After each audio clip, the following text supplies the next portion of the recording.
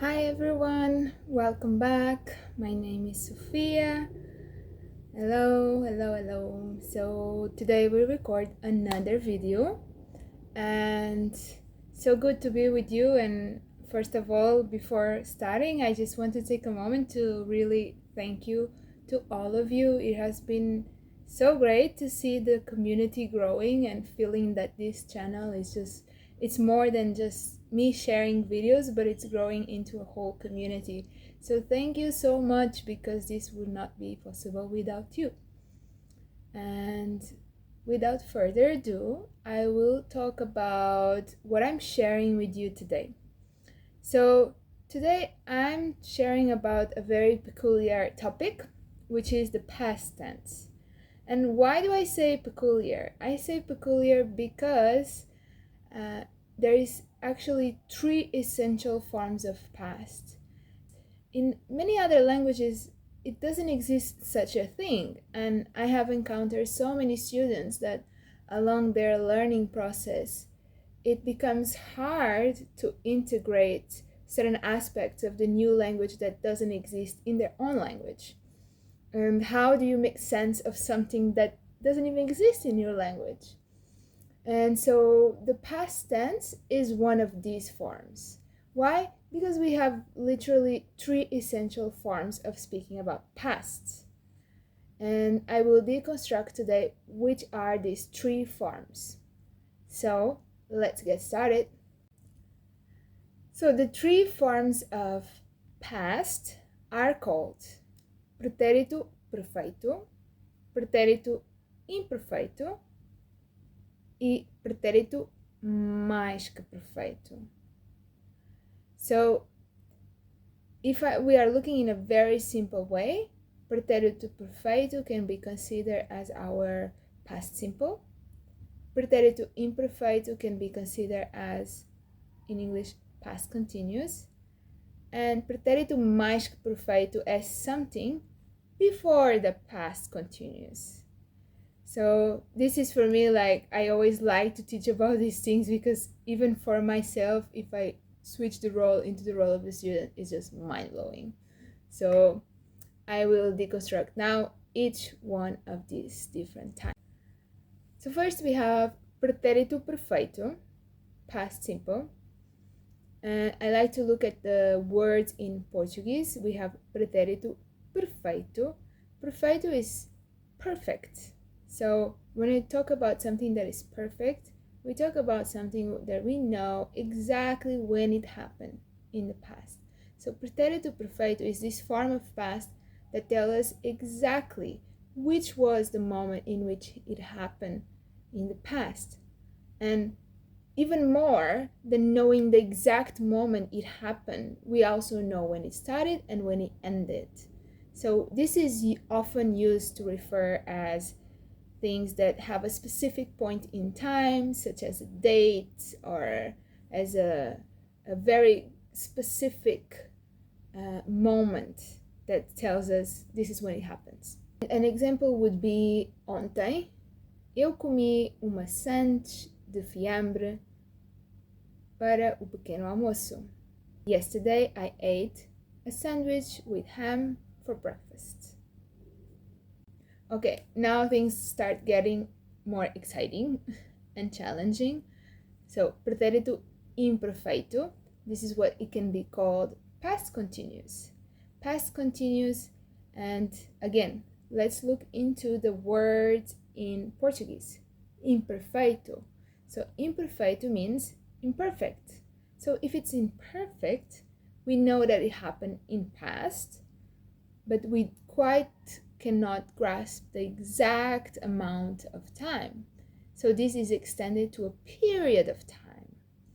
So this tense is used to describe past actions or events in past that were ongoing, habitual, or incomplete. It's often used for descriptions, background information, or actions that were repeated in past for several times. So an example for this would be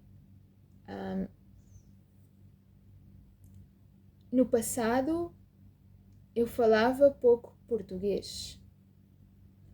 In the past, I spoke a little bit Portuguese.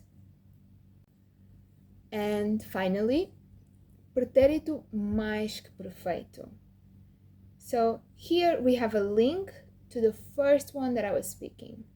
So we had pretérito perfeito. We know it happened in a moment in past.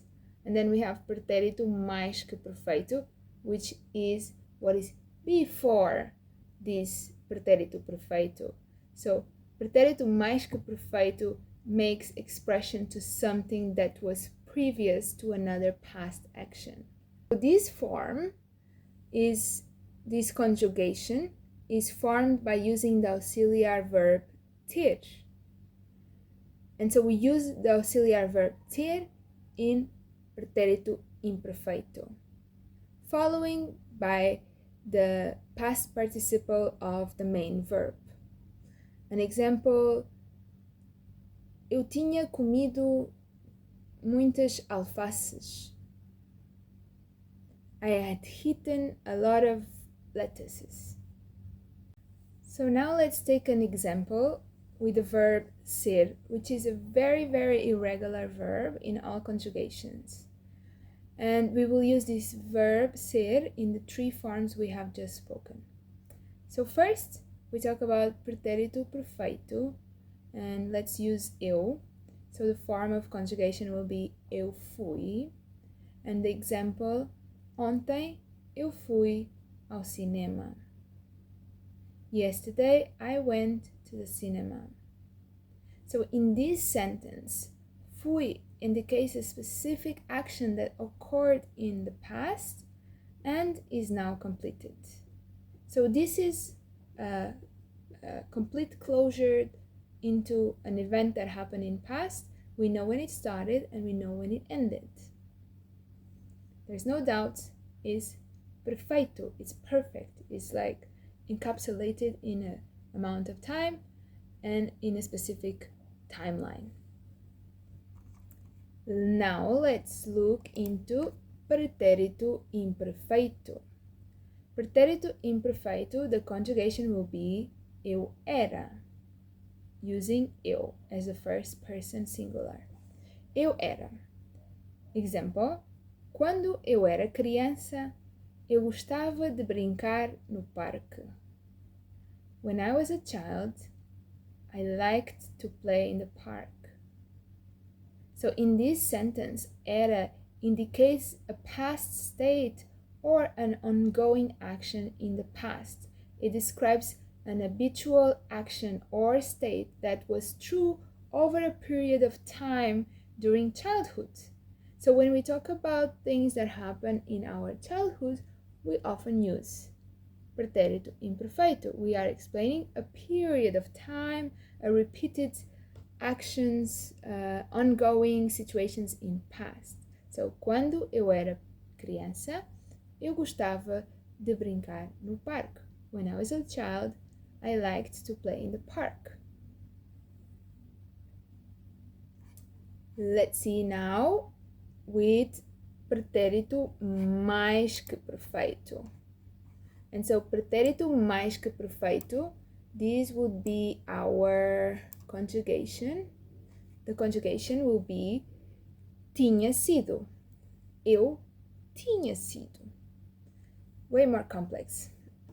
So, for example, quando o professor chegou à escola, a aula já tinha sido cancelada. When the teacher arrived at the school, the class had been already cancelled. So in this sentence, tinha sido indicates an action that had occurred before another past action.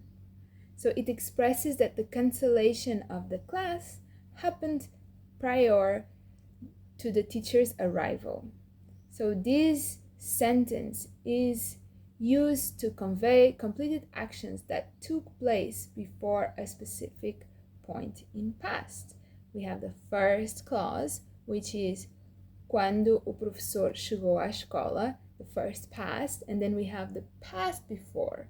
A aula já tinha sido cancelada.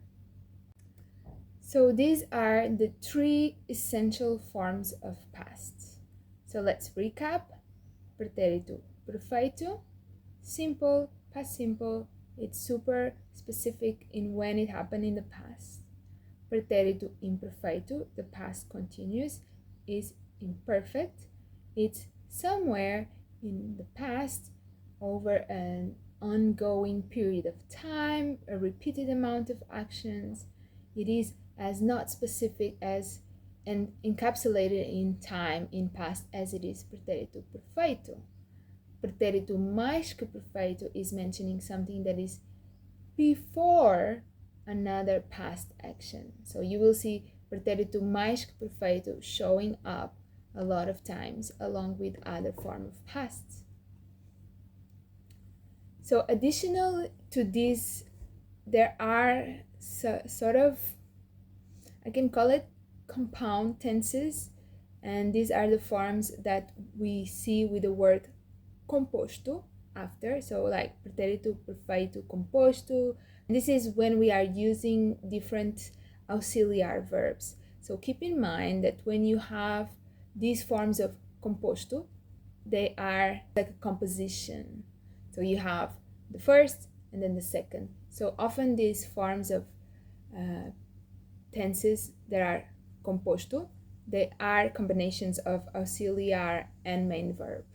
So this is just a side note for you to have in mind, but important is that past forms, essentially we have three: pretérito perfeito, pretérito imperfeito, e pretérito mais-que-perfeito.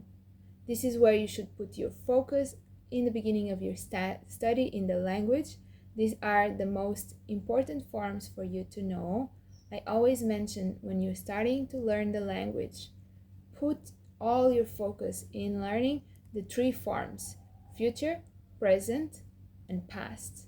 This will give you the capacity to express yourself in all timelines. It might not be perfect, but it gives you the capacity to express. And this is what most of us want. We want to be able to express. So I hope this helps, and feel free to leave your comments, your feedback. Let's keep growing this community, exchanging tools and exchanging ways of learning. Let us know where you are in your learning journey, and I will see you very, very soon. Obrigada, adeus e até já!